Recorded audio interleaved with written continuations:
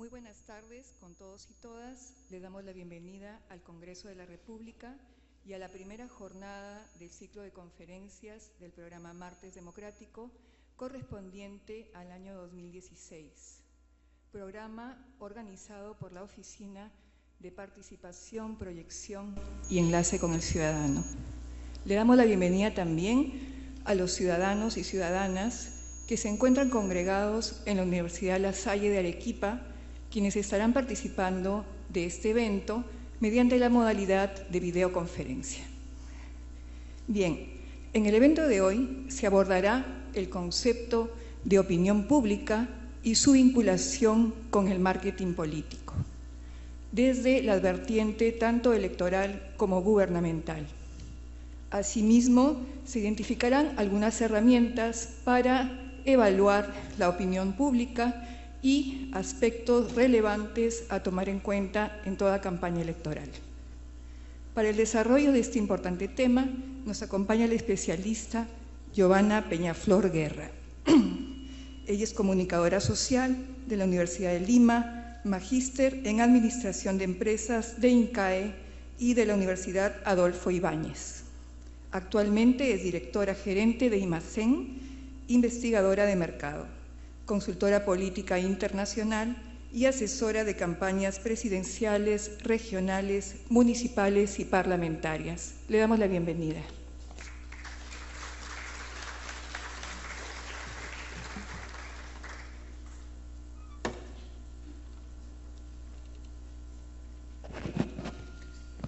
Muy buenas tardes con todos ustedes. Es para mí un honor poder estar hoy día compartiendo con ustedes lo que es los conceptos del marketing político y cómo esto, digamos, afecta o incide con el desarrollo de la actividad política, tanto que se trate de un tema gubernamental como electoral, ¿no? Como ese va a ser el tema,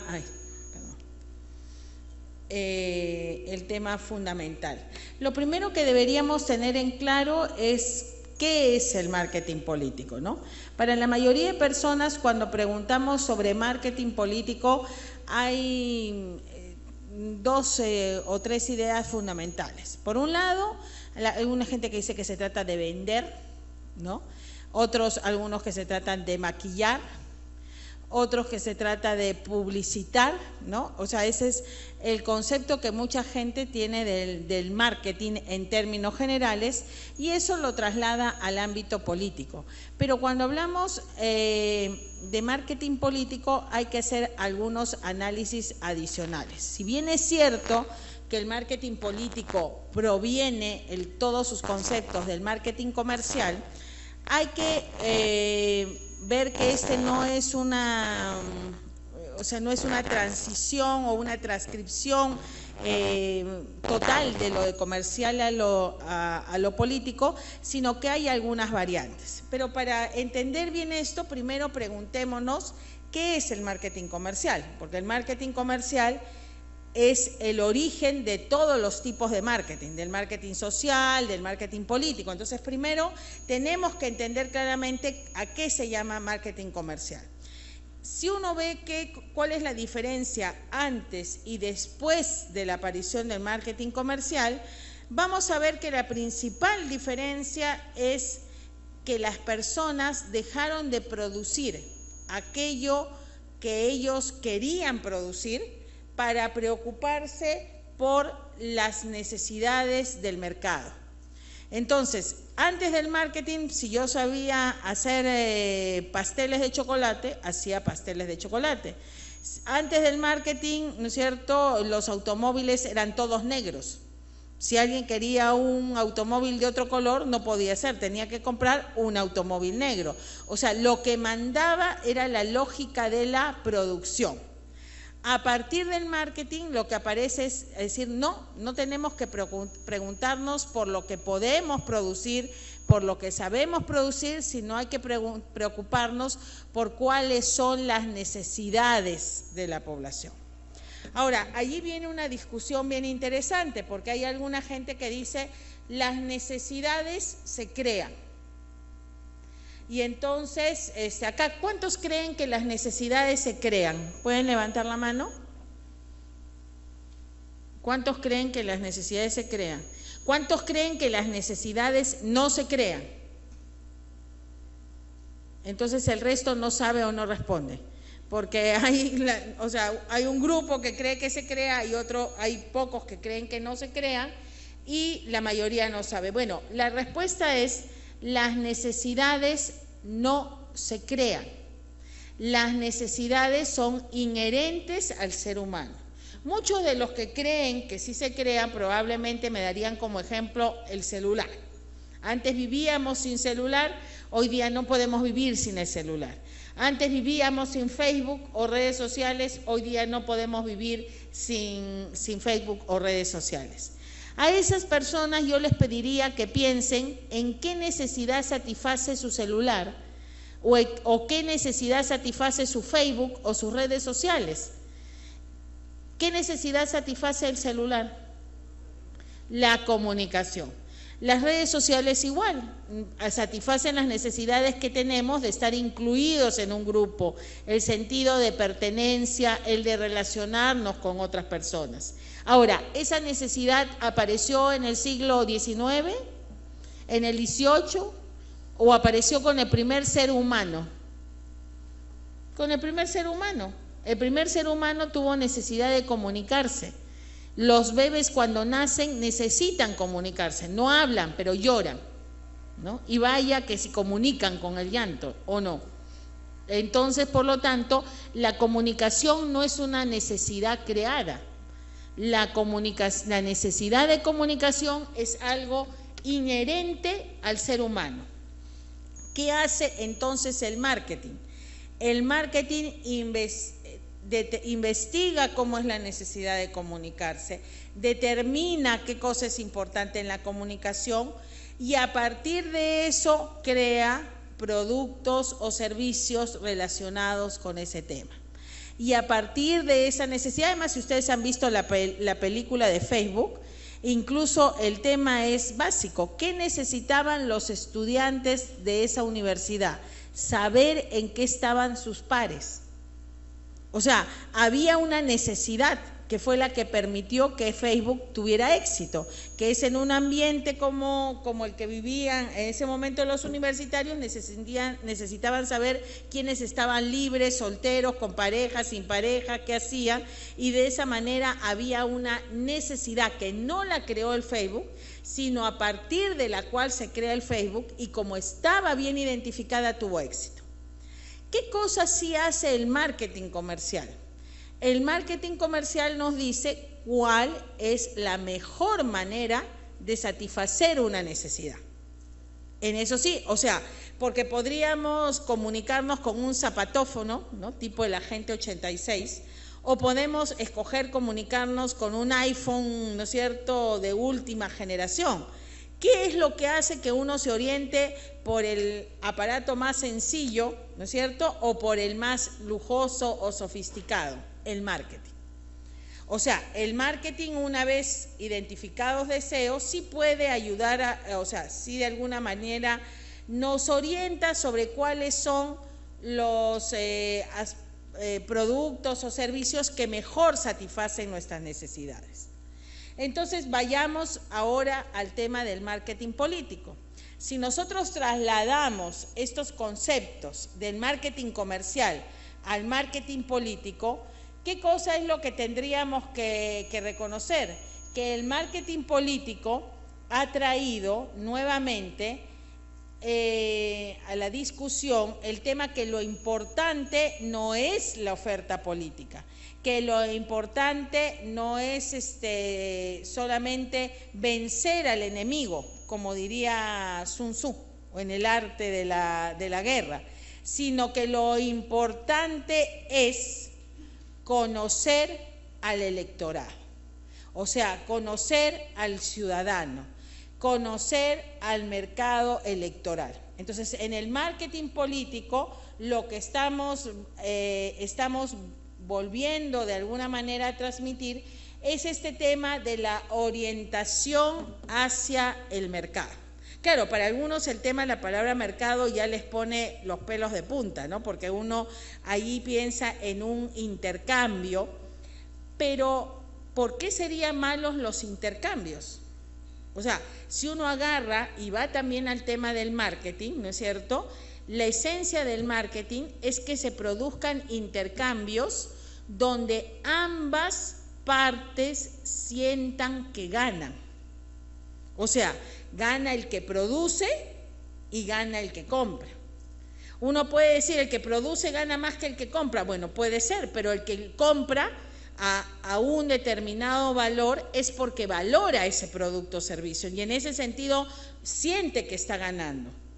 Entonces, por lo tanto, lo que busca el marketing son intercambios donde ambas partes ganen, ¿no? Desde su punto de vista. Y entonces, en ese sentido, trasladar el marketing comercial al marketing político no es equivocado. Lean, por ejemplo, ustedes a Sartori en el libro ¿Qué es la democracia?, ¿no? Y él plantea que la democracia debe ser un sistema donde todos sientan que ganan. No dice que todos ganen igual, pero sí dice que la democracia, para que funcione, debe hacer que los distintos grupos dentro de la sociedad sientan que están ganando algo, porque si no, entonces el sistema se cuestiona, ¿no es cierto? El sistema no sirve. Por lo tanto, allí encontramos también otro elemento por el cual se puede trasladar los conceptos del marketing comercial al marketing político, porque allí básicamente lo que estamos diciendo, no solamente deben ganar los políticos, ¿no?, como hoy día sienten muchos ciudadanos que ocurre con el sistema democrático. Dicen, ¿quién gana? El que llega a ser alcalde o el que llega a ser congresista o el que llega a ser presidente. No sienten que ellos estén ganando, o sea, que el ciudadano de a pie no se siente ganador en el sistema. Eso debería cambiar. Si entendemos entonces ahí el marketing como un intercambio, no estaría mal. O sea, estamos viendo que trasladar el concepto de marketing comercial al marketing político tiene ya dos elementos. Uno, que es introducir el tema del concepto de la importancia del mercado, la importancia del destinatario, del ciudadano. El segundo, lograr intercambios en que ambas partes sientan que ganan, lo cual tiene que ver con una cosa muy importante en la democracia, que es la legitimidad. O sea, el sistema democrático no solo se basa en la legalidad, no solo se basa en el hecho de que los gobernantes o los representantes sean escogidos en procesos no cuestionados. La democracia se basa también en la legitimidad. Y la legitimidad quiere decir que quien sea elegido sea visto como alguien con la autoridad o la representatividad para ejercer el cargo que tiene. Y ese tema no se puede lograr si no logramos que grandes sectores de la población se sientan identificados, representados. Y para lograr eso necesitamos que esos sectores sean tomados en cuenta, que sus necesidades sean identificadas, ¿no es cierto?, a través de las herramientas que el marketing político pone a disposición de los políticos. Hasta aquí no hemos hablado de publicidad. Hasta aquí no hemos hablado de maquillaje, hasta aquí no hemos hablado de venta, hemos hablado de un proceso que se inicia con el conocimiento del, llamémosle entre comillas, mercado, o lo que vendría a ser el conocimiento de la ciudadanía. Entonces, aquí no está en este tema del marketing político esa visión negativa, ¿no?, que muchos tienen y que hacen a algunos preferir el tema comunicador político. ¿Por qué? Porque cuando uno habla de comunicador político, baja de alguna manera esta imagen, ¿no? Porque a veces marketing y política son dos malas palabras para la gente. Marketing, engaño, y política, bueno, todo lo que ustedes han escuchado también decir. Pero esa idea es errónea y parte de un concepto erróneo de lo que ha sido el marketing. Entonces muchos dicen, el marketing político ha venido a deteriorar la política. Yo no sé con qué fundamento, ¿no es cierto?, señalan que el marketing es el que ha producido o el responsable de que hoy día sintamos que la política no se ajusta o anda en otra sintonía distinta a la de la gente. Yo creo que más bien es la falta de marketing político real, bien entendido, lo que ha llevado a las crisis políticas que vivimos hoy en día. O sea, si el marketing político fuera bien entendido y bien aplicado, su influencia no tendría por qué ser negativa. Pero sí hay que tener algunas precisiones. Por ejemplo, el marquetero político no es el que le da ideas al político, no es el que le da la ideología. El marquetero político lo que le da al político son las herramientas para llegar más eficientemente a su público objetivo. Pero el de las ideas, el de las propuestas, el del liderazgo, tiene que ser el político, no el marquetero político. O sea, eso sí hay que tenerlo bien claro. O sea, el marquetero político lo que va a ayudar es a dirigir mejor el mensaje, a elaborar una estrategia, pero no puede sustituir o puede reemplazar al ejercicio de la política real. Entonces, muchos de los problemas que vemos hoy día son no porque se use marketing político, sino porque se pretende que el marketing político reemplace a la política de verdad. Y ese es el problema, pero eso no es un problema del marketing, ese es un problema de cómo se ejerce la política. Porque hay que ver también que cuando hablo de cómo se ejerce la política, es que hoy día tenemos en las sociedades, y no solo en el Perú, sino este es un tema mucho más extendido porque la política está en crisis a nivel mundial, no solamente en el Perú, lo que tenemos es hoy más bien políticos surfistas. ¿Qué es un político surfista? Un político surfista es el que se acomoda a la situación, es el que se monta sobre la ola, pero no es el que dirige a la opinión pública. Entonces, un real político debe ser alguien que dirige a la opinión pública. Es el que no tiene miedo a liderar, a pesar de que inicialmente un porcentaje importante de la gente pueda no estar de acuerdo con su posición. Porque el marketing político no significa hacer lo que dice la gente. Lo que significa el marketing político es identificar qué necesita la gente y identificar cómo perciben las cosas la gente, incluso para poder cambiar su percepción sobre algunos temas. O sea, no se trata de agarrar y preguntarle a la gente cuál es la solución sobre el tema de la seguridad, por ejemplo.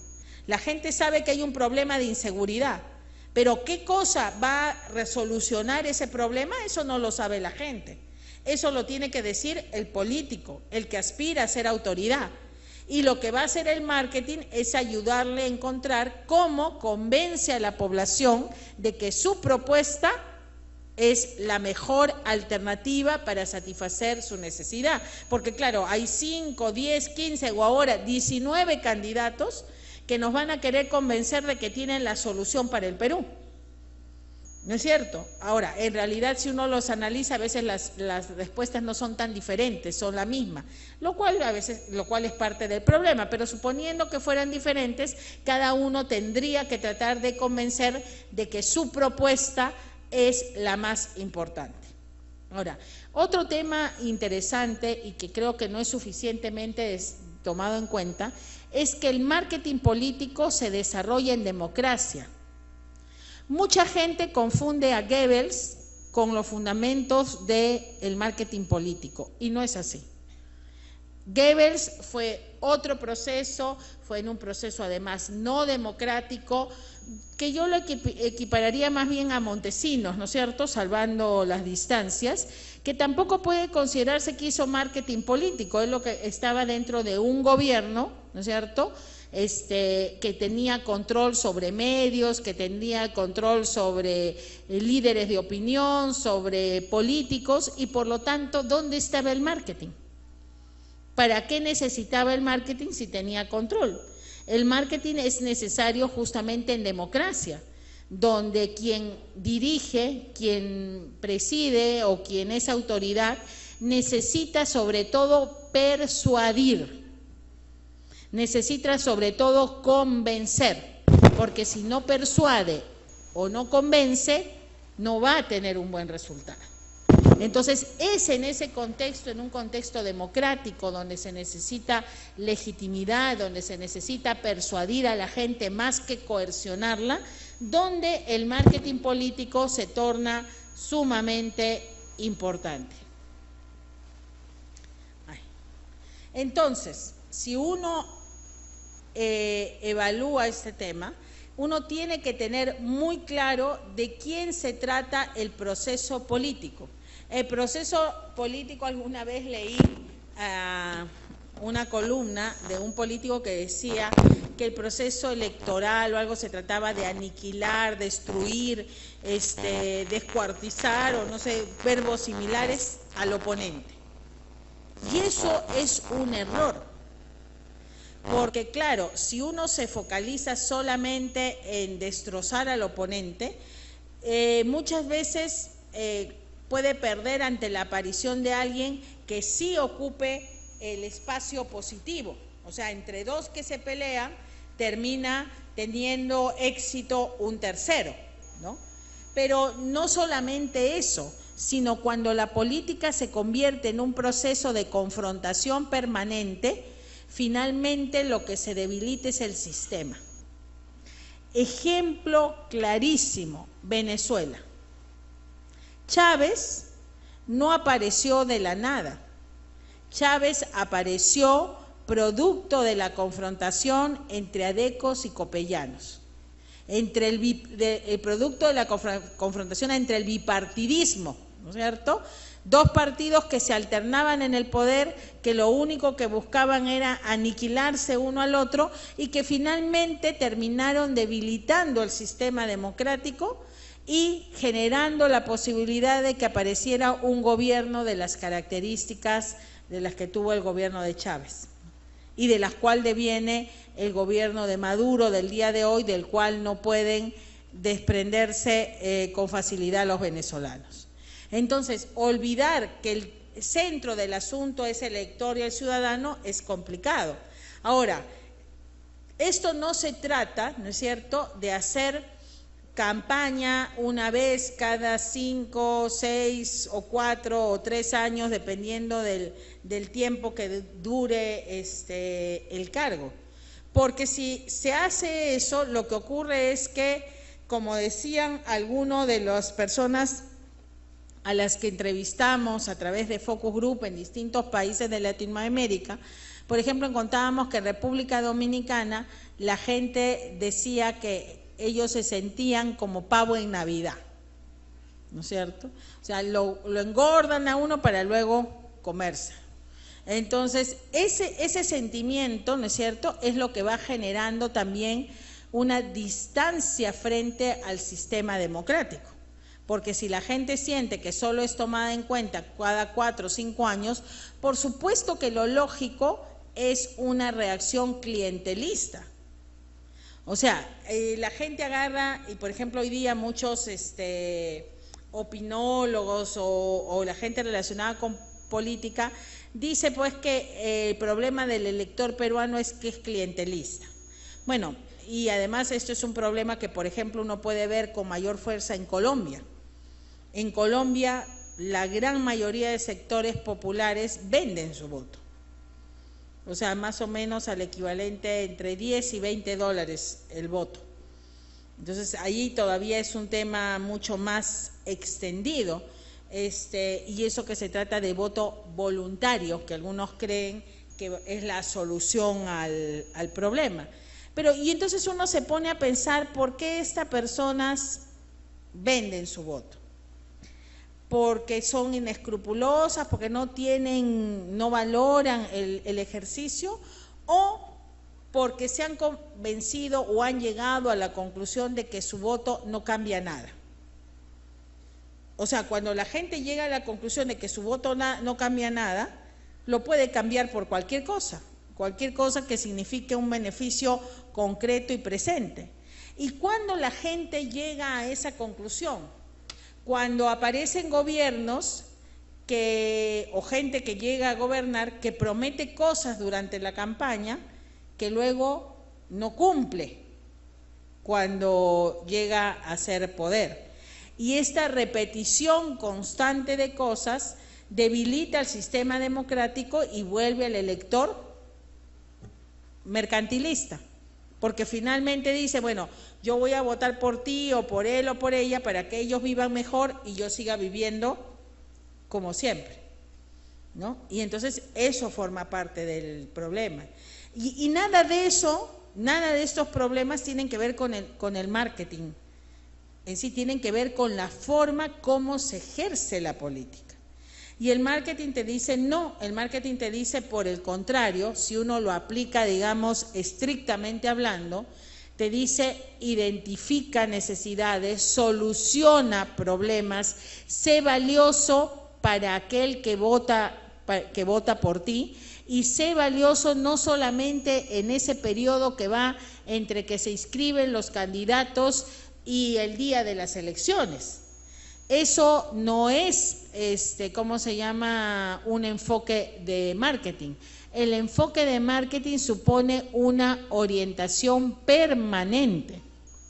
Y es así como se desarrolla el concepto de campaña permanente. Pero antes de profundizar en eso, retomemos el tema de que el marketing político toma del marketing comercial la orientación al cliente, o sea, lo que significa hay que focalizarse en el ciudadano, no en lo que uno piensa o en lo que uno quiere, sino en el ciudadano. Y lo segundo, del marketing social, y toma cómo trabajar cuando existe no solo demanda negativa, sino incluso resistencia. ¿A qué me refiero? Y es allí donde se neutraliza una objeción que mucha gente le pone al marketing. Porque entiende que el marketing es, yo identifico lo que la gente necesita, le pregunto cómo quiere solucionarse y se lo ofrezco, sea que sea posible de realizar o que sea imposible de realizar. Muchos creen que el populismo tiene que ver con el marketing, como si no hubiera habido populistas antes de la aparición del marketing político, ¿no es cierto? El populismo no es algo que emerge con el concepto de marketing político, emerge mucho antes y en otras condiciones.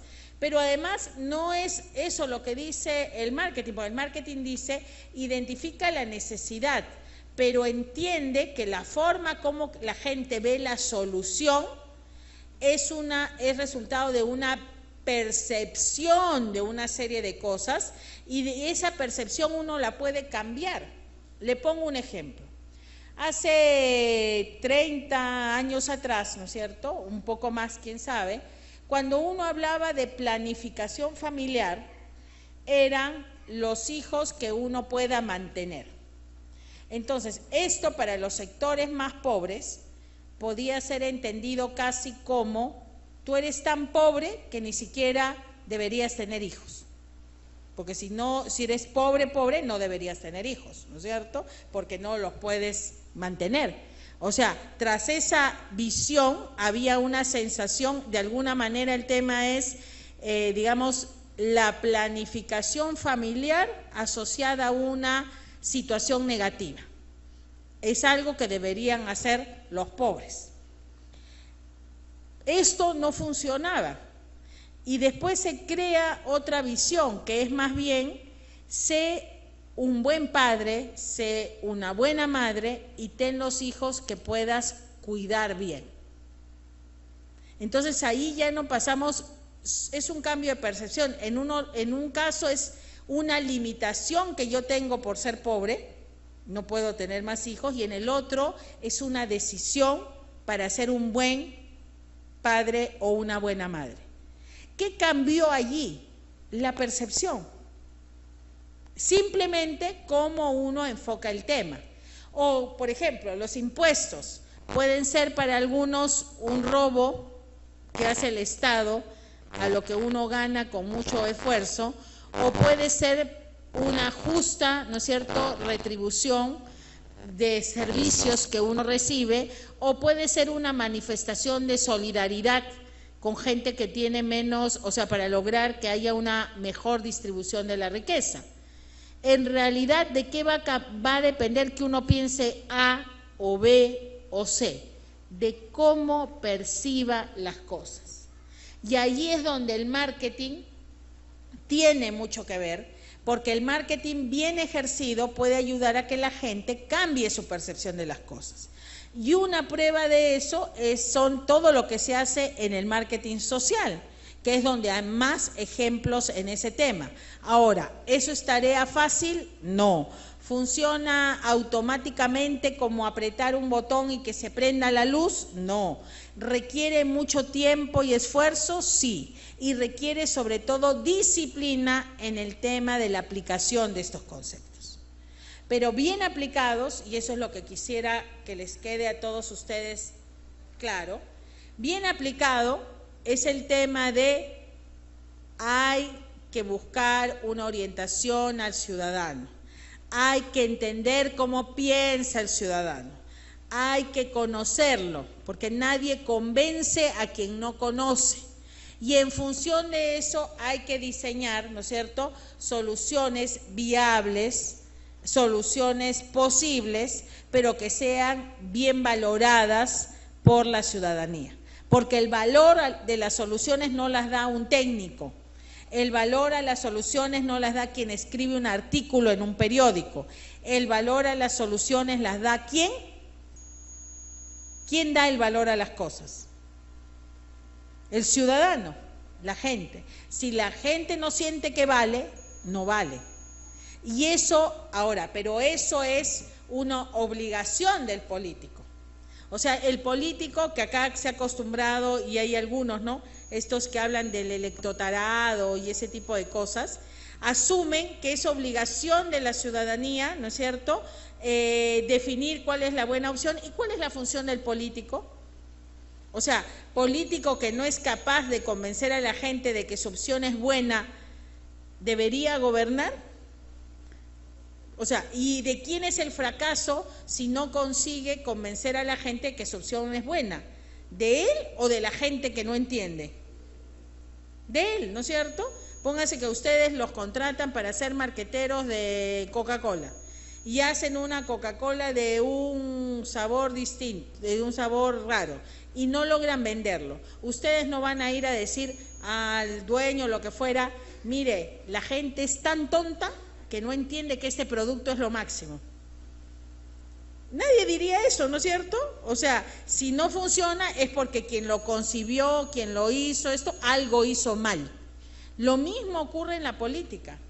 O sea, aquel político que no logra persuadir, aquel político que no logra que la ciudadanía lo respalde en sus propuestas electorales o en sus medidas gubernamentales, está fracasando en su función. Y por lo tanto, tendría que buscar otra forma de hacer las cosas. Bueno, les había hablado del tema de la campaña permanente, ¿no? O sea, el tema permanente. Porque les decía que la política no es, digamos, como el circo, ¿no? Que armas la carpa, tienes el círculo, la recoges y te vas a otro lado. Mucha gente lamentablemente entiende la política como eso, como una actividad que ejerce cada 4 años, que busca entrar a una lista o que busca armar un proceso y luego de ese tiempo va y no vuelve a aparecer hasta el siguiente proceso electoral. Eso es una visión errada de la política, ¿cierto? La política y por lo tanto el marketing político tiene marketing electoral, que es en lo que estamos viendo ahora en medio de la campaña, tiene marketing gubernamental, que es para el que gana el proceso electoral, y también un marketing de oposición, o sea, quien pierde tiene que seguir haciendo marketing. ¿Por qué? Porque lo que están tratando de decir con este concepto de campaña permanente es que la relación entre el político y la ciudadanía no puede ser coyuntural, que la relación debe ser continua. haya ganado la elección o la haya perdido. Claro, aquí, desde el famoso fenómeno Fujimori, todo el mundo creyó que se trataba de lanzarse y ver si uno era también fenómeno, no entendiendo que la palabra fenómeno precisamente se aplica a algo que ocurre uno cada millón de años, ¿no es cierto? Y justo cuando se dan determinadas características y no otras. O sea, Fujimori o un Fujimori no podría aparecer hoy día, porque el Perú de hoy día no tiene la hiperinflación, no tiene el terrorismo, no tiene una serie de características, algunas sí. Algunas las mantenemos desde la década de los 80, pero no tenemos todos los ingredientes. O sea, hoy es una situación diferente a la del 90. Entonces, todo aquello que permitió que apareciera Alberto Fujimori no necesariamente se da hoy día. Tratar de repetir lo mismo sería errado. Como dice el dicho, el agua en el río nunca es la misma, ¿no es cierto? O sea, varía, cambia, y eso tenemos que tenerlo en cuenta. Entonces, aquí, por ejemplo, se subvalora a la persona que se presenta varias veces a una elección y no gana. Y se olvidan de que en la mayor parte de, digamos, de países latinoamericanos, o muchos de los líderes que hoy día ejercen la presidencia en otros países, fueron personas que se presentaron varias veces. O por lo menos tenemos el caso, por ejemplo, de Lula en Brasil. Él no fue presidente a la primera, ni a la segunda, ¿no es cierto?, ni a la tercera. Entonces tuvo que presentarse varias veces, acumular varias veces antes de poder llegar a la presidencia. Ollanta Humala fue 2 veces candidato antes de llegar a la presidencia. Alan García tuvo una campaña que perdió y a la siguiente volvió a ganar después de su regreso de París. Entonces, en realidad estamos hablando, ¿no es cierto?, de procesos de acumulación y que tienen que ver también con un hecho importante. No todas las personas que participan en un proceso electoral lo hacen con el objetivo de ganar ese proceso. O sea, uno puede decidir, voy a participar porque quiero acumular fuerzas para un futuro proceso electoral, voy a participar para que no desaparezca mi opción, voy a participar para avanzar con respecto a anteriores procesos electorales, o voy a avanzar porque no quiero desaparecer del mapa electoral y quiero seguir manteniendo presencia. Y hay, por supuesto, los que quieren ganar, o que más que quieren ganar, tienen posibilidades de hacerlo. Algunos, como el famoso Fujimori, que en esa época se lanzó para ser senador en realidad y terminó de presidente de la República. O sea, a veces la contienda electoral es más favorable de lo que podían esperar los actores, pero hay una gama de razones por las que uno puede presentarse. Pero independientemente de eso, el tema electoral no es el único en el que hay que hacer marketing. No se trata de solo caminar las calles, ¿no es cierto?, cuando vamos a pedir el voto. Se trata de seguir caminando las calles cuando uno ya es autoridad, ¿no es cierto? Es más, hoy día, por ejemplo, ya no es suficiente alguien que atienda a las 6 de la mañana, digamos, un congresista que atienda todos los días a la gente o que tenga un horario amplio para atender a quien venga a su oficina.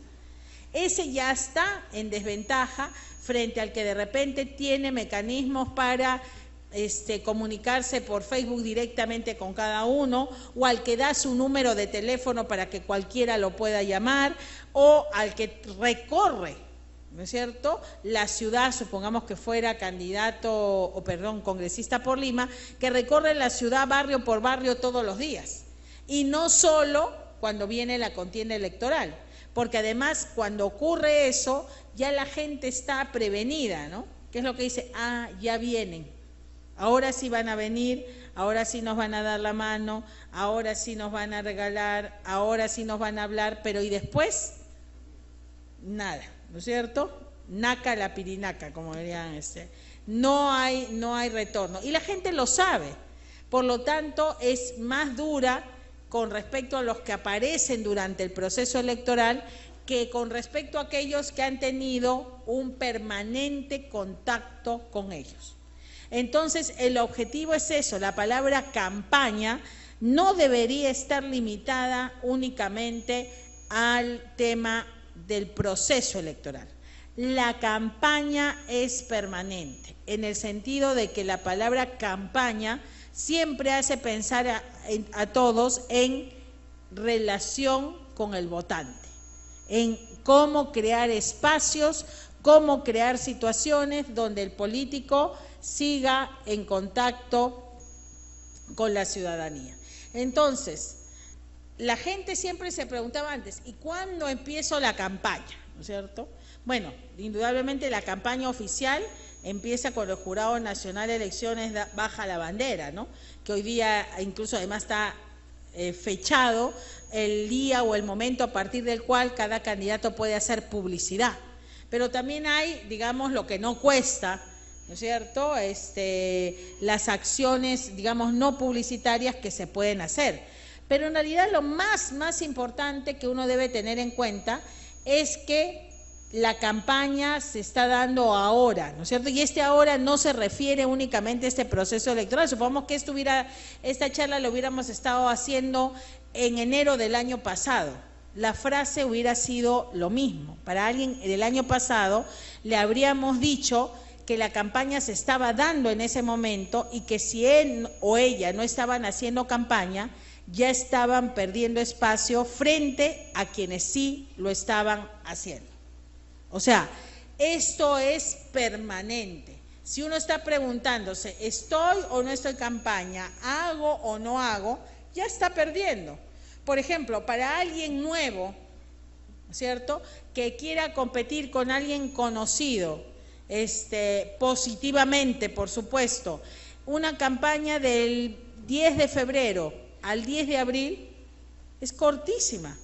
O sea, si en esos 2 meses quiere hacerse conocido, quiere que la gente sepa qué ofrecen y voten por él, en realidad está con mucha desventaja frente a quien que ya llega al 10 de febrero con un alto nivel de conocimiento, con un posicionamiento positivo y con una propuesta interesante. Entonces, no está a una distancia de 5 metros, está a una distancia de 1000 kilómetros atrás de quien ya empezó a hacer la campaña con tiempo. Ahora, por supuesto, y eso lo vamos a ver, que no toda campaña funciona igual, ¿no? O sea, digamos, es decir, comenzar a hacer cosas como locos, por ejemplo, esos almanaques que les gustan a los candidatos al Congreso, todos se hacen sus almanaques. Todos reparten el bendito almanaque, ¿no es cierto? Todos reparten eso, o regalan globos, o regalan polos, o regalan... Eso no quiere decir que estén avanzando, eso quiere decir que simplemente están haciendo cosas. Estarían haciendo lo que los psicoanalistas dicen el acting, ¿no? El acting es cuando uno hace sin pensar, simplemente porque siente que tiene que estar en movimiento. Eso no sirve en política.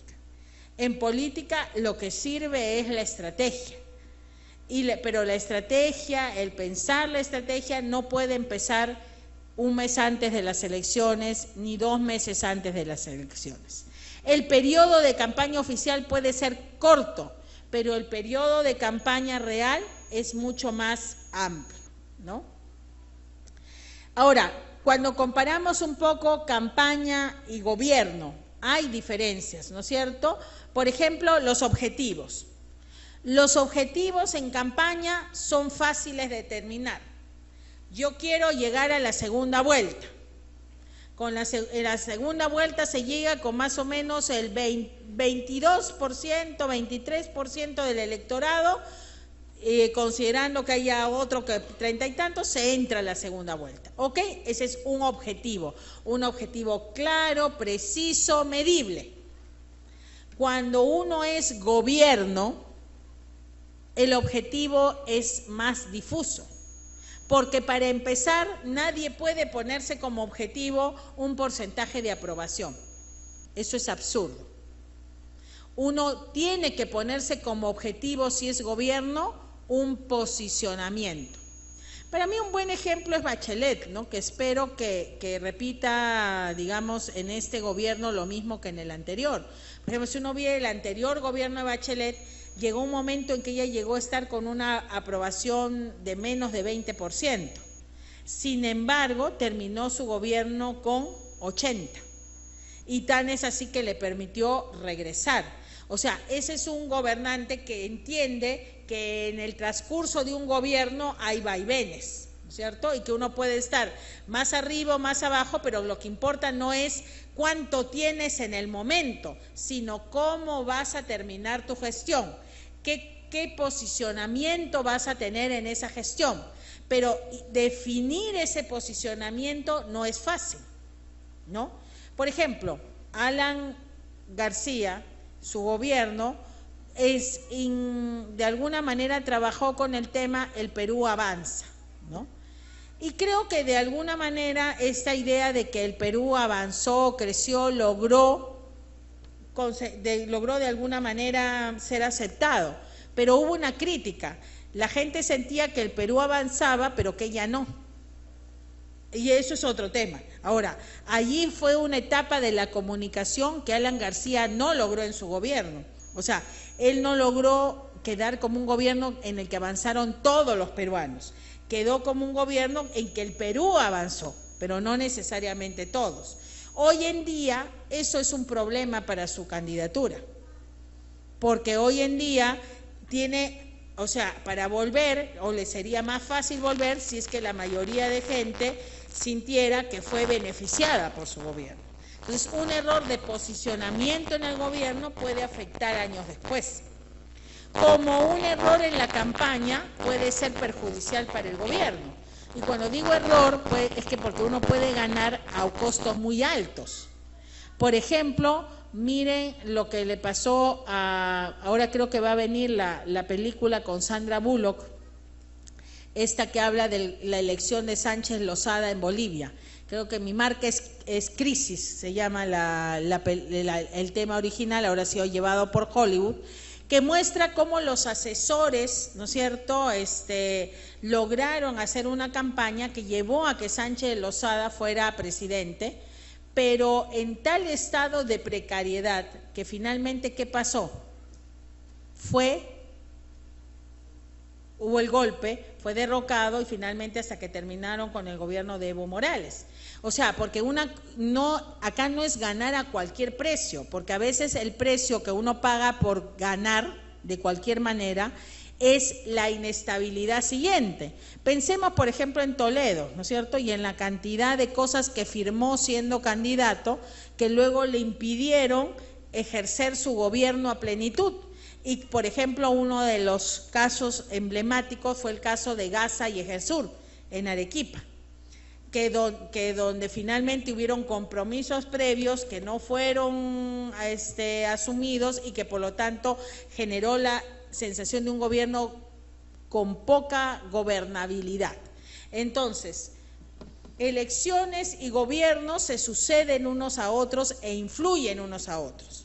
Y el tema de gobernabilidad no puede ser circunscrito al tema de gobierno. O sea, a uno no le puede preocupar la gobernabilidad solamente cuando ya es investido del poder, sino que tiene que preocuparse permanentemente, porque lo que uno haga en campaña influye en el gobierno y lo que haga uno en el gobierno influye en campaña. Pero bueno, hay que ver que los gobiernos tienen que evitar aparecer como bomberos, apagafuegos o simples administradores de recursos para lograr tener una visión o un posicionamiento que siempre va a ser más difícil de establecer como objetivo que lo ocurrido en el tema de campaña. El mensaje en la época electoral debe ser único, simple y sencillo. Por ejemplo, Toledo, trabajo. Fácil, ¿no es cierto?, de recordar. Muy simple, muy directo. Pudo haber sido Toledo, empleo, pero, por ejemplo, la elección de Toledo, trabajo, fue hecha porque la gente en el Perú no quería empleo en ese momento. El Perú es uno de los países con mayor tasa de emprendedurismo y lo que quería la gente, o sea, lo que quería el carpintero era gente que lo contrate para hacer muebles, lo quería el pintor es gente que le contrate para pintar, el jardinero más gente que contrate sus servicios, o sea, lo que la gente quería no era empleo, sino trabajo. Y entonces llegaron a una conclusión, Toledo trabajo, mensaje único, ¿no es cierto? Honestidad que hace la diferencia, ¿no? O cambio seguro, cosas por el estilo que resumen una promesa. No es el plan de gobierno, pero es una promesa que le hace el candidato a los electores. Allí tiene que haber mucha capacidad de síntesis, ¿no es cierto? En el caso de gobierno es más complicado. ¿Por qué? Porque si bien es posible que un gobierno tenga un eslogan, como el Perú avanza, o hoy día es, ¿cómo es? El del gobierno, oportunidad, no es progreso para todos, ¿no es cierto? Progreso para todos. Entonces, pero no basta que haya el eslogan, sino que tiene que ser algo interiorizado por todos los actores del gobierno, ministerios, viceministros, viceministros, funcionarios de entidades, los propios congresistas. Y lo que hemos visto es que allí ha habido una dificultad para que el mensaje sea único.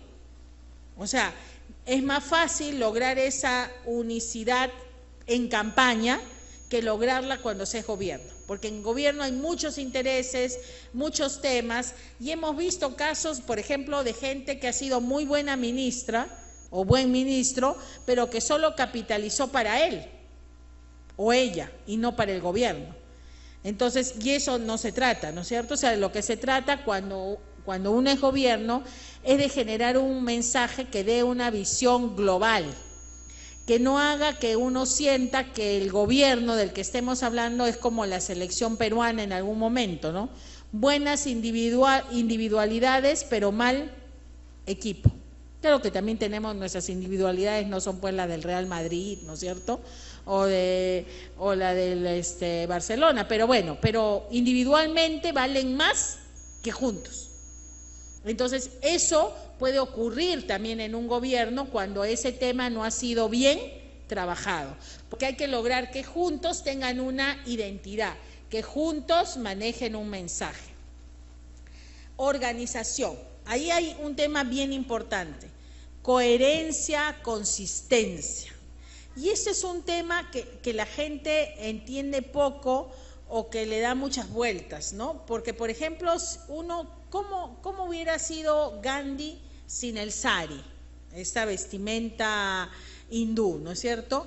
Gandhi si hubiera sido alguien como Schwarzenegger, Gandhi tomando el té a las 6 de la tarde, ¿hubiera podido influir lo mismo? ¿Hubiera podido ser tan coherente y consistente como para crear toda esta corriente, ¿no es cierto?, de la no violencia, del cambio con no violencia? Yo creo que la respuesta sería no. Y allí había una consistencia, ¿no? Piensen hoy día en el Papa Francisco. O sea, el Papa negándose a ocupar la residencia del Papa en Roma porque considera que es demasiado. El Papa haciendo la cola para recibir sus alimentos como los otros obispos que están en Roma. El Papa diciendo yo no tomo vacaciones, no me voy a esta sede que tienen los papas para vacacionar, porque si los italianos viven en crisis, ¿cómo me voy a ir yo de vacaciones? Eso es coherencia y consistencia. Eso es hacer cosas que sean percibidas como consistentes para la gente. Y eso es una parte bien difícil en el mensaje, ¿no? Es, por ejemplo, indudablemente uno de los errores de este gobierno. Bueno, cierto es que el progreso para todos no implica que uno va a ser extremadamente austero, pero había una promesa implícita de un gobierno con más austeridad que los anteriores o con más énfasis en lo social, menos revista Hola, menos revista Cosas, más más trome, más contacto directo, ¿no es cierto? Entonces uno se da cuenta que allí falta consistencia y coherencia. Miren el presidente ¿cómo se llama? Mujica, ¿no? O sea, el tema del carro, el lugar, ¿no es cierto?, donde vive, que no se parece pues a los que probablemente otros políticos peruanos, probablemente merecidamente o bien hecho, pueden exhibir. Porque, digamos, el último que estuvo en esa línea fueron Alfonso Barrantes, que manejaba su Volkswagen, ¿no? Y que nadie lo vio en otro Volkswagen ni en otro terno que no era un terno oscuro con el que andaba. Entonces, ese tipo de situaciones se han ido perdiendo, obviando que la gente busca coherencia y consistencia en el mensaje. Entonces, claro, uno puede decir que su prioridad aún no es la pobreza, bien, pero eso es consistente con subirse el sueldo a $18.000, no. ¿Está mal subirse el sueldo a $18.000? De repente no, pero no es consistente con ese mensaje. Entonces uno escoge o el mensaje o los $18.000, pero no puede querer tener ambas cosas a la vez. Entonces de eso se trata ese aspecto, y en ese sentido sí es similar lo que ocurre tanto en campaña como en gobierno. O sea, los gobiernos tienen que poner el dinero, tienen que poner sus acciones allí donde dicen que están sus prioridades, para poder tener respaldo y aceptación. La temporalidad, ese es otro tema bien importante que hace, diferente el trabajar en marketing electoral que trabajar en marketing de gobierno. Generalmente, es más, ustedes van a encontrar que hay asesores de campañas y hay asesores de gobierno, que son distintos, que generalmente no son los mismos. Hay algunos que hacen ambas cosas, pero no son necesariamente los mismos. ¿Por qué? Porque en la campaña electoral está marcada mucho por el día de las elecciones. El único día importante es el día de las elecciones. De nada vale decir uno, si las elecciones hubieran sido una semana después, ganaba. O si hubieran sido un mes antes, ganaba. Eso no le sirve a nadie. O sea, lo que importa es llegar en las óptimas condiciones, en el momento más adecuado. Eso es cuando el día de las elecciones, no hay otro momento, no hay otra situación. Eso es lo que define el proceso. Mientras que en el marketing gubernamental se gana y se pierde todos los días. O sea, allí hay un tema permanente, ¿no es cierto? Y hay que tener también cierta capacidad de resistencia para las crisis perpetuas, ¿no? Y allí, por ejemplo, en el caso de gobierno, normalmente lo que se debe tener son dos equipos. Un equipo para la crisis y un equipo para los proyectos del gobierno. Porque si uno solo tiene un equipo de crisis, se va a convertir simplemente en lo que decíamos un bombero, ¿no? Apaga fuego, resuelves, pero no avanzas. Y si solo tienes el de proyectos y no el de crisis, puedes no llegar al final, ¿no es cierto? O sea, te pueden revocar o puede sacarte de alguna manera. O sea, tienes que tener ambos frentes cubiertos. El coyuntural y llamémosle así, aunque no es estrictamente eso, el mediano plazo. Eso es una característica del tema de gobierno. Entonces, como ven, los temas que hay que ver son iguales: objetivos, mensaje, organización y el ciclo. Pero las características de uno o de otro son diferentes, ¿no? O sea, varían según estemos hablando de procesos electorales o estemos hablando de gobierno. Una cosa importante para estar seguros de que estamos hablando de marketing. Si hablamos de marketing, no solamente hablamos de mercados, ¿no es cierto?, sino hablamos, y ustedes habrán escuchado mucho hablar del marketing mix, de las famosas 4 Ps, ¿no es cierto?, que son producto, precio, promoción y plaza. Esas son las 4 Ps de la mezcla de mercadeo. Si nosotros decimos que eso se puede aplicar a lo electoral, lo primero que tenemos que tener en cuenta es cuál es el producto en el marketing político. ¿Cuál es el producto en el marketing político? A ver, algún voluntario, ¿cuál es el producto? El candidato, dicen allí. El mensaje. ¿Qué más? ¿Alguna otra? A ver, ¿cuántos dicen que el producto es el candidato? Levanten la mano, por favor. Uno, ni el que dijo. Ay, bueno, ya está. Cuando, porque yo dije, el que lo dijo ya no levanta la mano. Ya. ¿Perdón? ¿El qué? El producto, el cargo. O sea, a ver, ¿cuántos creen que el cargo es el...? Y por allí, sí.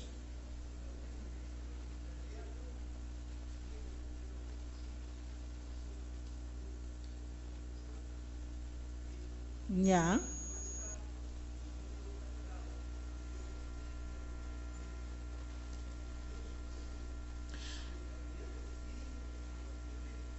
Ok, pero eso va al tema de los que dicen que es el candidato. Por ahí alguien dijo el mensaje. ¿Cuántos creen que el mensaje es el producto? Ya. Bueno, a ver, voy a decir, el producto no puede ser el candidato porque significaría que hay productos que no, o sea, alguien, digamos, si la gente le preguntáramos ¿qué tipo de candidato quiero? Yo quiero una mujer joven, en la mayoría entre 35 y 45 años, ¿no es cierto?, y que venga de abajo. Y nuestro candidato es rico, mayor de 60 años y siempre ha tenido dinero. Entonces le decimos, no, tú eres un mal producto, suicídate. O le recomendamos una operación de sexo. Tampoco, ¿no es cierto? No podemos cambiarle el sexo, no podemos cambiarle la edad, no podemos cambiar una serie de características que tiene. ¿Cuál es lo que uno trabaja en realidad? Es la promesa, el mensaje. El mensaje es lo que uno puede trabajar. Por supuesto que, como dijo acá el señor antes, el candidato tiene que tener ciertas características que acompañen a ese mensaje, porque, digamos, uno no puede crear el mensaje en el vacío. El mensaje tiene que ver con lo que dice la gente y con las características que tiene el candidato, pero ese es el producto que vamos a formular, teniendo en cuenta, ¿no es cierto?, algo así como 2 círculos, ¿no es cierto? Uno, lo que quiere la gente, y otro es lo que es el candidato, y sobre el área que vamos a trabajar es la intersección entre ambas cosas, entre lo que quiere la gente y lo que es el candidato. Y de esa manera vamos a crear el mejor producto posible, que es el mensaje. Tratando obviamente de resaltar aquellas características del candidato que mejor contribuyan o sintonicen con el mensaje. Porque, por ejemplo, no podríamos tener un mensaje que fuera un perfume francés y un candidato que fuera como un envase de plástico. ¿Porque alguien ha visto perfume francés en envase de plástico? No, ¿no es cierto? O sea, para que sea perfume francés, tiene que ser un envase de vidrio. Pero de repente podemos hacer una colonia, y las colonias sí vienen en envase de plástico, ¿no es cierto? Pero lo que estamos haciendo allí es, el candidato forma parte del producto, pero es como el envase, es el vehículo que va a llevar a cabo, que va a difundir el mensaje y que tiene que sintonizar con el mensaje. Pero sobre lo que podemos adecuar, lo que podemos mover es el mensaje. Ahora, es un poco también como la dicotomía fondo y forma. Hay mucha gente que dice, solo el fondo importa. Y ahí volvemos otra vez al ejemplo de Gandhi, ¿cierto? ¿En Gandhi importó solo el fondo? No, Gandhi escogió símbolos, Gandhi escogió formas. Imagínense ustedes también Obama. Obama hubiera podido representar lo que era si hubiera sido blanco, rubio, de ojos azules. O sea, parte del tema, parte del mensaje del éxito es la elección de un mensaje que solo podía calzar en él, ¿no es cierto? Mejor que en cualquier otro de sus oponentes, por características que tenía, llamémosle, el envase Obama, que no lo podía tener ninguno otro de los candidatos. Entonces es importante el fondo y la forma. Ambas cosas tienen que ir unidas. Entonces ahí el tema producto es importante. El precio. ¿Qué pagamos los ciudadanos por optar entre un candidato u otro? Dinero no, por supuesto, ¿no es cierto? O sea, nosotros no pagamos dinero, es más, tampoco no hay cultura para apoyar candidatos, aunque algunos candidatos quieran traer. Yo digo, si la gente no aporta ni para la Teletón, ¿cómo aportará para un candidato? Me parece a mí un poco más complicado hacerlo masivo, ¿no? Porque si comparamos lo que recauda la Teletón en el Perú con lo que recauda en Chile, con lo que recauda en otros lados, tenemos pues allí que ver que nuestra cultura no es muy dada al aporte de ese tipo. Pero cuando hablamos de precio no estamos hablando de eso, sino estamos hablando de la percepción de riesgo que tiene el elector por votar por uno. O sea, nosotros estamos pidiendo a la gente que se arriesgue y ese riesgo es un costo. En algún momento el riesgo puede ser demasiado grande. Pensemos en las elecciones, ¿no es cierto?, donde participó Ollanta Humala, la primera y la segunda. Había miedo en determinados sectores. El miedo, por ejemplo, es un tema que influye mucho en las elecciones latinoamericanas. Nosotros no somos tantos de votar por sueños como por miedos. O sea, lo que la gente teme es que las cosas empeoren. No cree tanto en las promesas de lo que va a suceder, sino hay un tema de trasfondo de miedo. Claro, cuando se pierde el miedo, cuando se tiene la sensación de que no hay nada que perder, aparecen fenómenos como el tema de Fujimori. Pero por lo general, salvo ese episodio, la gente es reacia a dar un salto, ¿cierto? A dar un salto al vacío. Y en ese sentido el precio es eso, en qué medida la gente siente que nosotros podemos ser, o el candidato puede ser un salto al vacío, o que el candidato implica un riesgo o un beneficio importante. Luego está la palabra plaza. Y la palabra plaza tiene que ver con cuánta acceso tenemos nosotros a alguien, ¿no es cierto? O sea, en dónde está puesto en acceso el producto. Y allí tenemos que ver que hay candidaturas que, por ejemplo, no tienen organización, que no tienen forma de asimilar simpatizantes, ¿no? A mí me ha pasado una vez que estábamos, una persona, fuimos a un extranjero que quería ir, fuimos a un local de campaña que estaba cerrado, un día lunes. Preguntaron y no había quien los dejara entrar. O sea, ese, por ejemplo, es una campaña que no tiene plaza, ¿no es cierto? O sea, que no tiene mecanismos para permitir el contacto entre el candidato y la población. Que esos hoy día pueden ser virtuales, ¿no? Donde uno se puede inscribir, cómo puede hacerse simpatizante, cómo puede entrar a formar parte de la red, pero también hay muchos que son personales. Porque aquí es bien importante tener en cuenta que hoy en día la tendencia está nuevamente por darle importancia a la militancia. O sea, por ir al partido, por darle importancia al partido y por darle importancia a la organización. O sea, hoy día se entiende que la publicidad es un elemento importante, pero para asegurar el triunfo hay que tener lo que se llama infantería. O sea, hay que tener militancia. Aún en lo virtual, o sea, en el 2.0, hay diferencia entre dar likes y ser militante. O sea, no trolls, sino militantes.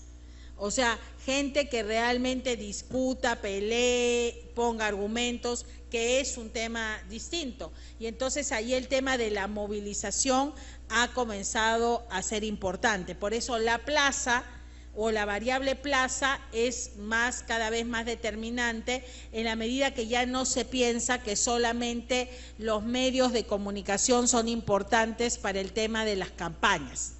Y esto además tiene otro elemento importante. En todos los países se está tendiendo a reglamentar el uso de los medios de comunicación en campaña, porque la mayor parte de los recursos se va en las pautas publicitarias, fundamentalmente televisión, radio y prensa. Por lo tanto, el tema de si se quiere, digamos, reducir inversión o controlar el gasto de las agrupaciones políticas, lo que han hecho muchos países, por ejemplo, Brasil tiene ese tema, a pesar de lo cual ha habido lavajato, ¿no es cierto? Chile también tiene control. O sea, en Europa, por supuesto, está mucho más recortado la cantidad de días que uno puede hacer campaña y lo que uno puede gastar. En Ecuador hay un monto máximo de lo que uno puede invertir en publicidad televisiva por campaña. Entonces, hay cada vez una mayor tendencia a restringir el tema de lo mediático, lo que aumenta el peso de redes, lo que aumenta el peso de contacto directo y lo que aumenta el peso de militancia u organización en las campañas. Y por último, bueno, tenemos el tema promoción, que eso sí está relacionado a la propaganda, ¿no? Que como les dije, puede ser a través de medios masivos, pero también está en el tema del contacto personal. Entonces, digamos que hasta aquí. Otra cosa importante a tener en cuenta cuando uno habla del tema del elector o del ciudadano es que existen una serie de teorías que nos ayudan a entender por qué la gente vota de determinada manera, por qué la gente apoya determinadas medidas o que rechazan otras, y que así como hay un estudio del consumidor, hay un estudio del elector, ¿no es cierto?, que ve cuando, por ejemplo, cuando el voto es racional, entre comillas, o sea, de acuerdo a lo que me beneficia. Algunas veces la gente vota en contra de o para sancionar a alguien, a veces vota por el mal menor, a veces vota ideológicamente, a veces vota emocionalmente. Hay muchas razones por las que puede votar una persona y hay toda una serie de estudios que nos ayudan a entender que cada campaña es diferente, que cada campaña tiene motivaciones distintas y que en general va a ganar aquel que sepa entender qué es lo que está en juego en un proceso electoral determinado. Por eso aquel que dice, yo he ganado muchas campañas, voy a seguir ganando, no tiene mayor razón que el que las perdió. ¿Por qué? Porque puede haber ganado en otro contexto, en otras circunstancias, en otro momento. Para terminar un poco, el tema de cómo nos acercamos al conocimiento del elector.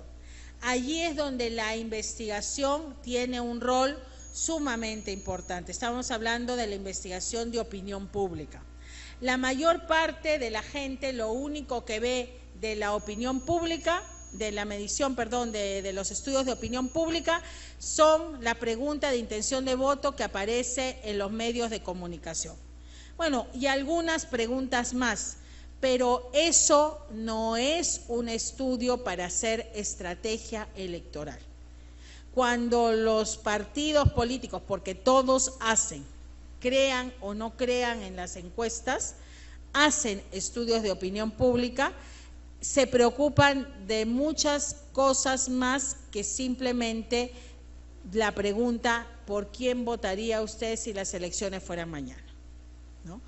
Allí hay herramientas de tipo cualitativo, que son focus group, entrevistas en profundidad, y herramientas de tipo cuantitativo, que son las encuestas.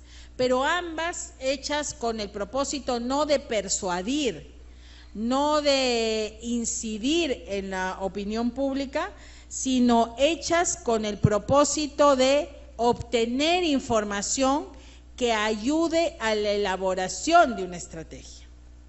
O sea, si uno no conoce cómo establece, ¿no es cierto?, cuál es el público objetivo. Y esto es bien importante, ¿no? Ningún político necesita el 100% de los votos. Nadie gana con 98% si no es en dictaduras, ¿no? O sea, Castro, ni siquiera, bueno, Chávez, ¿no es cierto? Allí puedes tener tus cifras enormes. Pero en democracia se gana muchas veces con mayorías relativas, o sea, por un voto, pasas o no pasas a la segunda vuelta. Para la segunda vuelta sí uno necesita el 50% más 1, pero nunca necesitamos el 100%. Y entonces el primer tema a entender es ese, uno no le habla a todos, uno le habla a un sector del público objetivo, lo que se llama el target electoral. Y el primer elemento para una estrategia es definir quién es mi público objetivo. Si no tenemos definido eso, si no hemos segmentado el mercado electoral, no vamos a poder hacer ninguna estrategia. Una vez que yo tengo definido quién es el público, mi público objetivo, tengo que saber qué quiere ese público objetivo. Luego, ¿qué necesita? ¿Cuáles son sus necesidades, sus sueños, sus temores, sus problemas? Luego tengo que establecer cómo comunicarme con él. Y en función a eso voy elaborando la estrategia. Eso no se hace por olfato. Eso se hace conociendo al público objetivo a través de estas técnicas de investigación. ¿Que eliminan el error? No, ayudan a reducir el error en la toma de decisiones, pero no eliminan el error, porque si no todos los que hacen estudios ganarían, ¿no es cierto? Además, obviamente, hay una diferencia entre tener el estudio y tener el estratega, porque el estudio en todo caso es como darle un mapa a alguien. ¿Quién dice cómo llegar a donde uno quiere de la mejor manera? El estratega. Y ustedes han visto, uno le da un mapa a 3 personas distintas y las personas van a escoger distintos caminos, de acuerdo a cuáles son sus características, probablemente sus condiciones y de acuerdo a la evaluación que hagan de la información que tiene. Pero es vital tener esta dosis de información primaria, sin la cual no puede haber filosofía del marketing. Porque la filosofía del marketing dice, hay que conocer la opinión del ciudadano primero.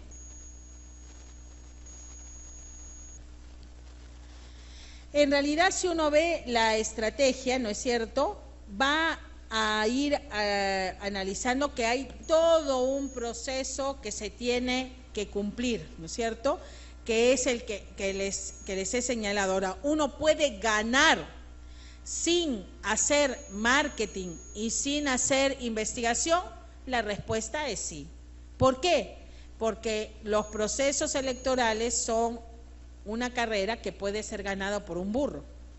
Ha habido lugares donde han puesto a un burro de candidato y ganó el burro, simplemente porque la gente decidió dar, ¿cómo se llama?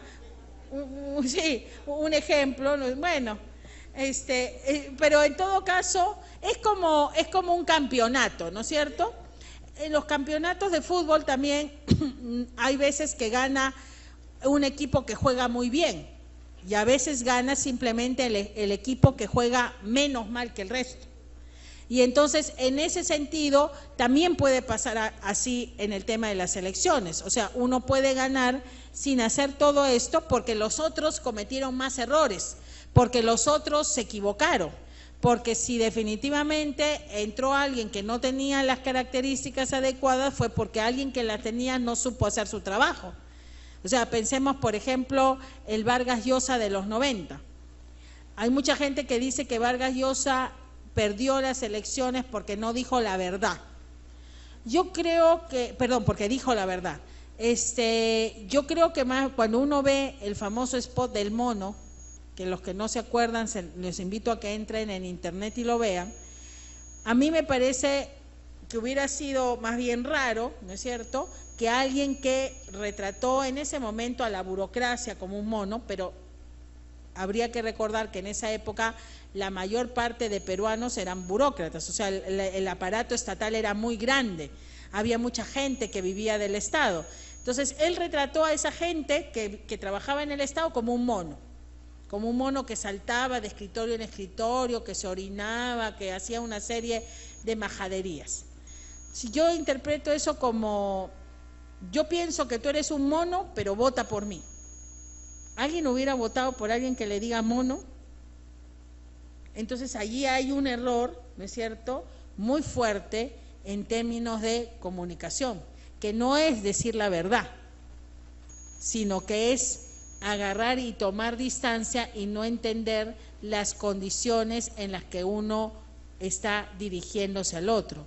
Y esos son errores, además, que se pagan mucho porque, y yo recuerdo ese momento, ese spot no se testeó, lo hizo, lo vio el petit comité que estaba formado entre el hijo de Mario Vargas Llosa, un publicista llamado Viniski, que no sé qué, que decidieron vamos a sacarlo.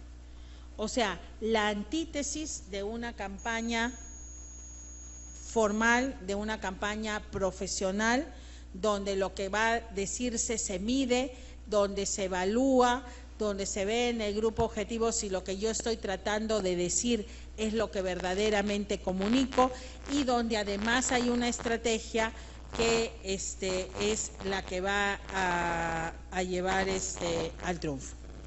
Bueno, yo creo que más allá de ahondar en los temas de medición de la opinión pública, para lo cual pueden leer cualquier libro de investigación de mercados sobre el tema de las encuestas o de los focus, creo que sería más interesante abrir la ronda de preguntas para poder contestarlas en el lapso de lo que queda.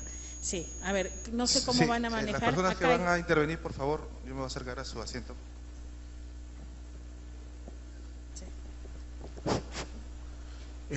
Doctor ingeniero Alejandro Chávez, soy director de una agencia de la Unión Europea de visita en Perú.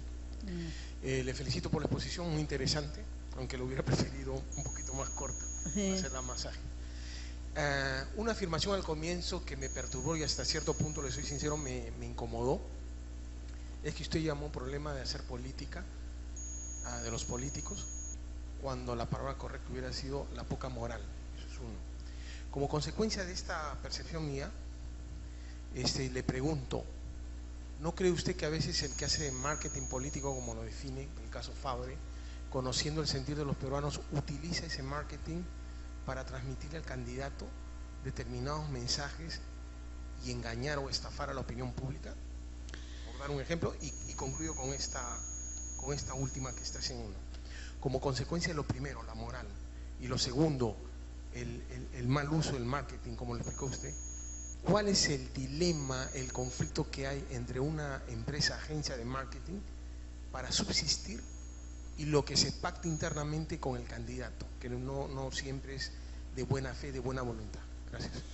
A ver, el marketing es conjunto de herramientas, ¿no es cierto?, para, como les dije, tratar de conectar al elector y al ciudadano. Ahora, eso es un poco a veces como un bisturí.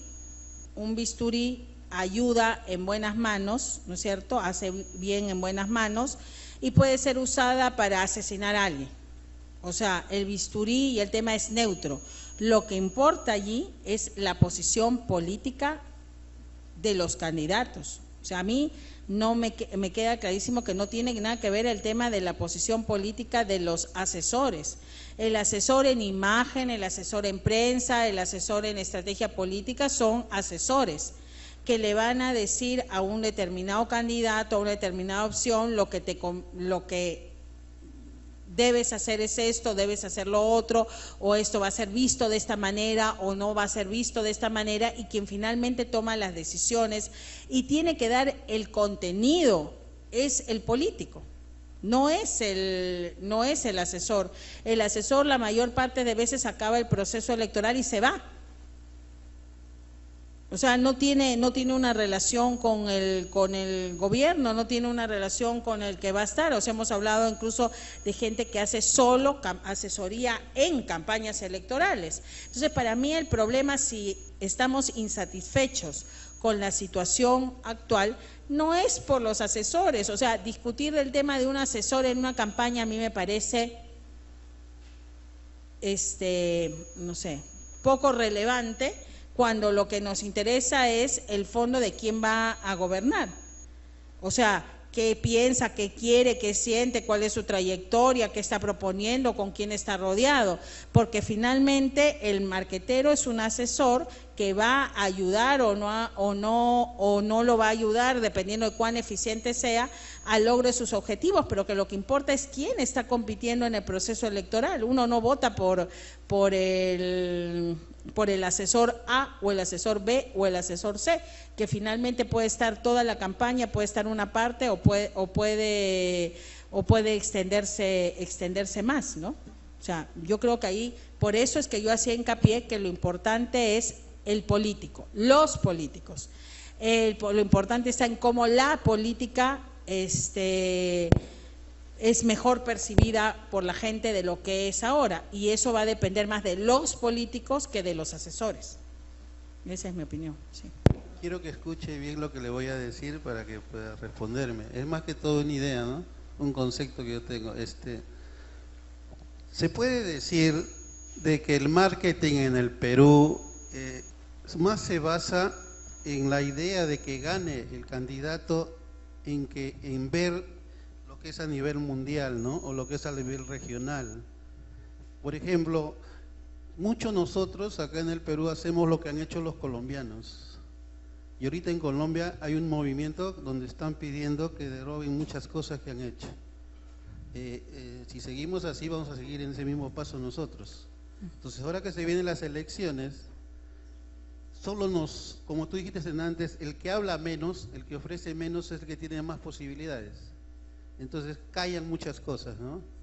Y justo la prensa y justo los gobiernos también callan mucho. ¿Qué es lo que usted me puede responder a lo que estoy diciendo? Es algo personal, por si acaso. Sí. A ver, es que es un poco complicado. O sea, yo no creo que, un candidato no dice lo que va a hacer, ¿no es cierto? Pero, y por ejemplo, en la otra intervención también señala eso, que callan. Pero yo digo, finalmente, por ejemplo, en el caso de Humala, cuando uno le preguntaba en determinado momento a la gente qué es lo mejor, o le sigue preguntando ahora qué es lo mejor que tuvo Humala, dicen que no hizo lo que prometió. Eso, por ejemplo, es un contrasentido tremendo, aún para los que creen. ¿Por qué? Porque no hacer lo que prometió deslegitima el sistema electoral. O sea, la gente debería estar porque quien promete algo lo haga, sea si es de derecha y promete hacer algo de derecha, que lo haga, si es de izquierda y promete hacer algo de izquierda, lo haga. Entonces, pero esa parte del cumplimiento, incluso socialmente, yo creo que no hay la suficiente presión para que quien llega al gobierno cumpla verdaderamente lo que prometió. No hay esa presión social, pero eso no tiene que ver con una orden entre comillas, del marquetero para que no digas esto o no hables de esto. Porque dicho sea de paso, o sea, por ejemplo, ¿no? Uno puede tener como objetivo cambiar la percepción de la gente sobre determinados temas. Por ejemplo, en algún momento las privatizaciones eran vistas como muy buenas. En algún momento o sea, digamos, si uno veía finales del 90, la gente temía la privatización. Luego viene Fujimori y la gente confió en las privatizaciones. Si hoy día las privatizaciones son percibidas negativamente, es porque no cumplieron los objetivos que la gente esperaba. ¿Eso de quién fue culpa? ¿Del marquetero que le dice que hable? No, de cómo fue implementado el proceso de privatización. Por eso ahora se hablan de las APPs, ¿no?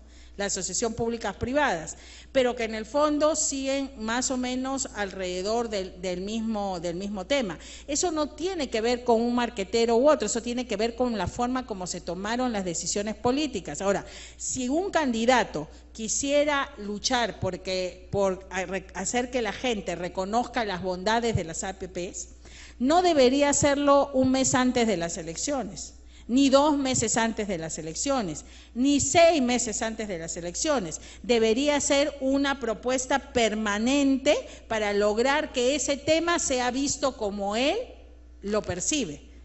Entonces, en ese sentido, recurrirá a un marquetero que lo ayudará no en 2 meses ni en 3, sino probablemente para una campaña de años.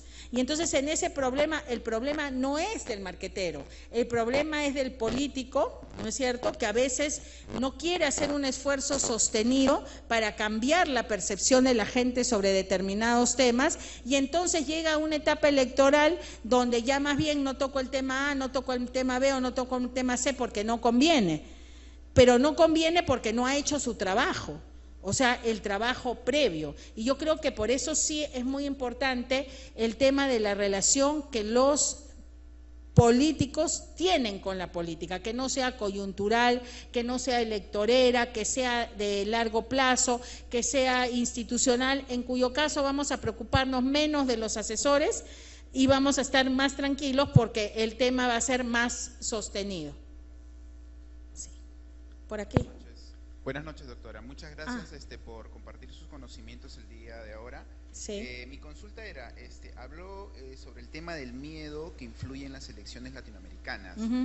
¿Cómo vería usted el actual triunfo de Macri en Argentina y el marketing que utilizó el oficialismo en ya sentirse ganador desde ya la primera vuelta y darse, se puede decir, con un triunfo también en la segunda, en dejar de lado de repente confiarse mucho en ver ser ya el partido oficialista y dejar de lado por los mismos ataques que se veían por medio de la oposición también? Mira, tan es así, por ejemplo, que el miedo no es una exclusividad de nuestro país, es que, por ejemplo, las elecciones que gana Santos Santana Mockus, ¿no?, son explicables dentro de un esquema donde lo que la gente quería era estabilidad y había el miedo al tema de la violencia y el tema del ¿cómo se llama?, de la FARC y todo eso, donde incluso se utilizó contra Santana Mockus el tema de su enfermedad para hacerlo ver como alguien débil y que no iba a poder enfrentar una dinámica de ese estilo. En el caso de Macri, el tema del miedo se movilizó en la segunda vuelta y tan, digamos, eficiente fue que la distancia que se aventuraba que podía tener Macri frente a Scioli no fue tan amplia como se pensó. Y más bien, de alguna manera, lo que le permite incluso a Macri ganar es el crecimiento de masa.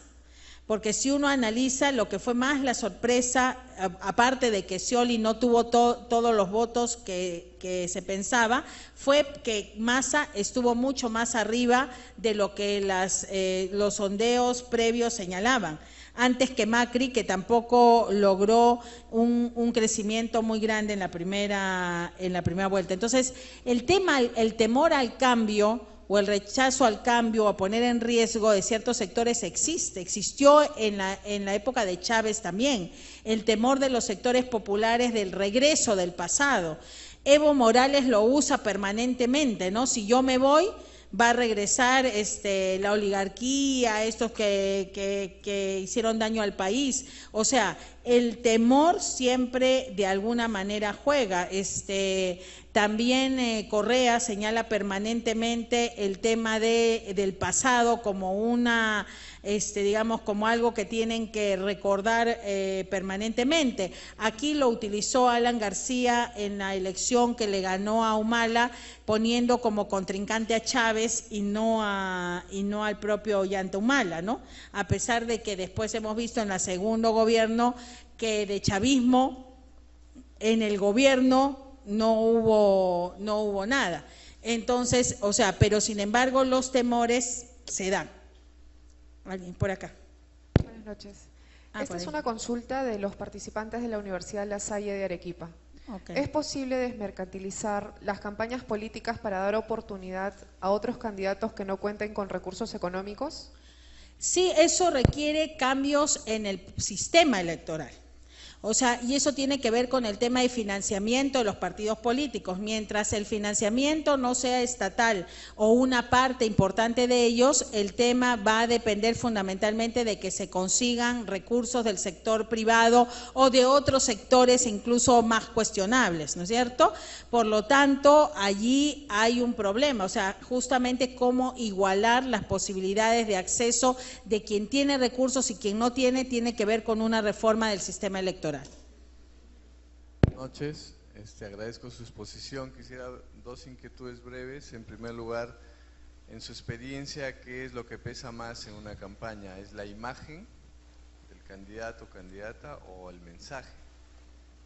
Tengo entendido que en Guatemala acaba de ganar un cómico y en Brasil uno de los más votados al Congreso fue un payaso. Y la segunda inquietud es, ¿hay algún estudio o alguna encuesta nacional que nos diga, la gente cree en las encuestas? Normalmente la gente, yo creo que no cree en las encuestas, ¿no es cierto? A veces es difícil incluso, claro, si uno va a una persona en un muestreo y le pregunta, ¿usted cree en las encuestas? Y le está haciendo una encuesta, es mucho más difícil que le diga que no cree, ¿no es cierto? Si uno le preguntara si usted cree en los resultados que se publican de las encuestas, probablemente el resultado sea más negativo. Aunque no hay un estudio específico, mi impresión es que frente a las encuestas que aparecen en los medios de comunicación, la gente tiene la misma reacción que ante cualquier información o publicidad que aparece en los medios. Es decir, los mira desde su particular punto de vista. Si las encuestas coinciden con lo que yo veo en mi entorno, le creo. Si las encuestas no coinciden con lo que yo siento en mi entorno, no les creo. O sea, hay un predominio de la experiencia concreta, a pesar de que pueda ser sesgada, por encima de lo que digan los números de las encuestadoras. Creo que las encuestas afectan más a la militancia interna, que se puede sentir o desmoralizada o entusiasta, a los que financian campañas, que suelen hacer encuestas o ver quién va primero o segundo para financiarlos o no, y a los medios de comunicación que invitan o no a los candidatos de acuerdo a cómo les va, o sea, de quién va primero o segundo. Pero al ciudadano común y corriente yo creo que pesa muchísimo menos. Ahora, el problema imagen y contenido es que en realidad yo creo que la imagen y el contenido van de la mano, ¿no? Por ejemplo, se dice que en el caso de Maguad, cuando hubo el golpe a Maguad en Ecuador, su comité de crisis le decía, necesitamos una foto tuya en un cuartel y con los militares cuadrándose ante ti. El problema es que esa foto era imposible de sacar, porque él no podía ingresar a ningún cuartel. O sea, no podían tener la imagen porque las circunstancias no se lo pedían. O como por ejemplo en el tema del baguazo, ¿no? Uno hubiera necesitado un APU hablándole a la población. Eso digamos que el tema. Pero ¿quién conseguía un APU que respaldara ese tema creíblemente? Entonces, en ese sentido hay imágenes que no se pueden construir, ¿no es cierto? Porque la realidad o la situación o el mensaje no existe o es inexistente. Entonces, para mí, ese dilema entre alma, cuerpo, ¿no es cierto?, no existe, es una unidad. La imagen y el contenido es uno solo y en la medida que estén suficientemente armonizados, funcionan mejor. En la medida que no lo estén, va a generar problemas. A veces, por ejemplo, creemos, ¿no es cierto?, el polo blanco de de Humala fue suficiente para cambiar el tema de la percepción de la gente. Yo creo que a veces no se evalúa que esa decisión fue en contraste con otra. O sea, ¿cuántos de la gente no les convenció, pero digamos no querían votar por Keiko Fujimori? ¿Qué otra opción tenían? ¿Acaso estamos hablando de un menú abierto, de que yo escojo al mejor ciudadano o a la mejor ciudadana libremente? No, la elección es un menú cerrado, donde claro, uno trata de darle algo más de tranquilidad a un sector u otro para facilitar que voten por uno, pero eso no quiere decir que la gente se compre el 100% de lo que dice el elector. El problema es que alguien tiene que ganar, y en ese alguien tiene que ganar, a veces gana muchas veces gente a la que el elector considera el mal menor, que en otras no es que haya sido ni engañado ni que sea poco inteligente, sino que no tiene otra opción de dónde escoger. ¿Sí? Una consulta. En el caso de un partido político nuevo, ¿cuál debería ser el tiempo de antelación con el cual deberían de realizar una investigación de mercado?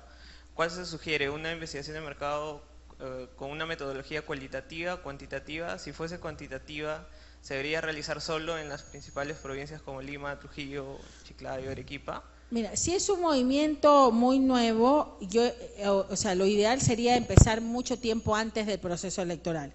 Si me estás hablando de un movimiento nuevo ahora, que ya estamos en el caballo, digamos, lo ideal sería de todas maneras partir por un tema cualitativo, porque la gente no lo va a conocer, no sabe qué es, no tiene una idea clara. Entonces, sería ideal empezar por una investigación cualitativa para darle contenido o alinear el contenido de esa agrupación y paralelamente hacer o posteriormente encuestas para ver el tema de segmentación, ¿no es cierto? ¿Qué espacio puede ocupar o puede tener esa nueva agrupación? Bueno, yo creo que con esto acabamos. Buenas noches. Ah, sí, Aquí. Quisiera una opinión de parte de usted. ¿Qué opina usted, digamos, de cuando el elector vota por un candidato que tiene un determinado plan de gobierno y cuando ya ha llegado en el gobierno se ve obligado o tiene que cambiar su plan de gobierno, digamos? Bueno, yo creo que ahí el problema está justamente en la poco acceso a la información o el poco tema que se le da al conocimiento previo de la situación, pero yo creo que en el caso que fuera obligatorio adoptar una decisión distinta, tiene que ser comunicado y compartido con la gente. Pero lo que no puede haber es una actuación en el sentido de aquí no pasó nada, no hubo cambio, ¿no es cierto? Porque eso sí es una negación que genera desgaste hacia el sistema democrático, ni siquiera hacia el personaje en cuestión, ¿no? Sí. ¿Ya no hay más preguntas? Bueno. Hola, buenas noches. A ver, ¿dónde estamos? Ah, acá adelante, sí. Que ya creo que tenemos que decir, si no nos vamos a quedar. Dime. No, era una pregunta de Arequipa. Un momentito, por favor. Se fue la pregunta. Entonces, dos más ya. Sí, otra pregunta. Tiene ahí más preguntas. Un momentito, por favor. A ver. Gracias. La pregunta básicamente enfocado no a la perspectiva del candidato, ¿no es cierto?, político, sino porque sabemos que el marketing es una herramienta que utilizan para lograr su objetivo. Mi pregunta es, ¿qué herramientas o qué propuestas debe tener el ciudadano para contrastar esas malas decisiones en el caso de que este político llegue a lograr el objetivo de estar en la casa de Pizarro? Bueno, yo creo que hay un electorado, yo sí creo que el electorado peruano es cada vez más demandante, cada vez más crítico. Creo que en ese sentido hay cada vez una mayor demanda digamos, a comparar, ¿no?, lo que se dijo en la campaña con lo que se hace. Creo que eso es un proceso paulatino. Creo que no es tanto el tema de participación, porque el peruano no participa mucho en organizaciones, pero creo que sí hay una corriente en torno a los medios, en torno a los líderes intermedios, digamos, de alguna manera a tratar de comparar los gobiernos con lo que se prometió, ¿no? Pero creo que todavía es incipiente, ¿eh? O sea, creo que hay que hacer mucho más. Y el ciudadano común y corriente es muy difícil que pueda hacer algo él mismo. Creo que las instituciones, las ONGs, los organismos no gubernamentales, las asociaciones, así, son las que tienen que ayudar en ese proceso, ¿no? Pero el ciudadano solo, aislado, puede hacer poco. Sí. Le traslado la pregunta del ciudadano Arturo Muñoz de la Universidad La Salle de Arequipa. Si todos los candidatos tienen el mismo mensaje, son identificados con la misma posición, con la misma propuesta, son la continuidad del modelo vigente, entonces, ¿cuál es el papel del marquetero en la campaña electoral? Bueno, habría que recordar que el marketing electoral surge en Estados Unidos a raíz del tema de las primarias. Y no hay nada más parecido que los candidatos demócratas entre sí o los republicanos entre sí. O sea, justamente apareció en un proceso donde todos eran muy parecidos y por lo tanto buscaban elementos secundarios de diferenciación. Yo creo que allí el papel del marquetero es al contrario mayor, porque trata de buscar diferencias entre cosas que pueden ser percibidas muy similares. Cuando los candidatos tienen propuestas claramente diferenciadas, más bien el trabajo del marquetero es menor, porque ya están posicionados en distintos lugares del tablero y puede pasar al segundo nivel, que es tratar de convencer que su propuesta es la más adecuada para la solución de los problemas de la gente. ¿Ahora sí? Sí, bueno, muchas gracias.